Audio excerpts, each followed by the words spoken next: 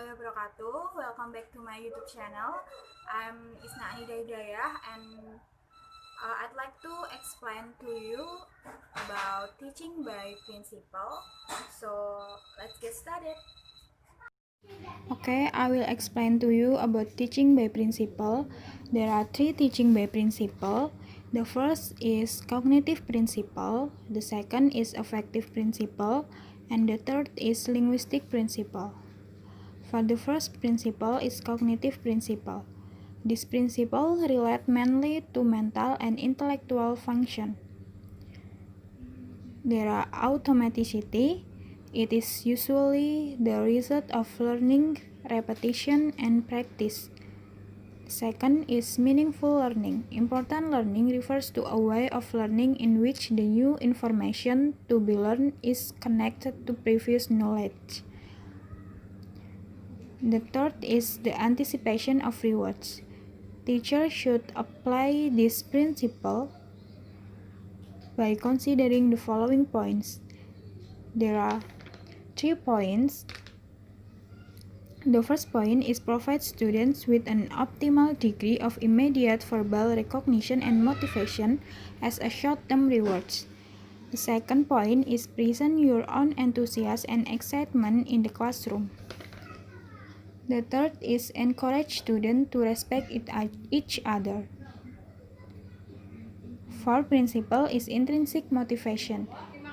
The most powerful incentives are those that are intrinsically motivated because the behavior stems from needs, wants, or desires within oneself. Next is strategic investment, the personal commitment of time, effort, and attention to the second language of a learner that helps to understand and produce in the language. The second principle is affective principle. A large proportion of emotional engagement is defined as the feeling of self, the feeling of interaction with other learners. There are 4 principles. First is language ego, second is self-confidence, third is risk-taking, and the last is language culture connection. Language ego intervenes with the second language, can easily generate a sense of fragility and an increase in inhibition. They also establish a new way of thinking, feeling, acting on a second identity. Self-confidence. Students believe that they are sufficiently able to execute a task is at least partly a factor in their overall success in completing the task. The third is risk-taking. Successful language learners must be willing to become gamblers in the game of language to attempt to introduce and to interpret language that is a bit beyond their absolute certainty. The last is language culture connection.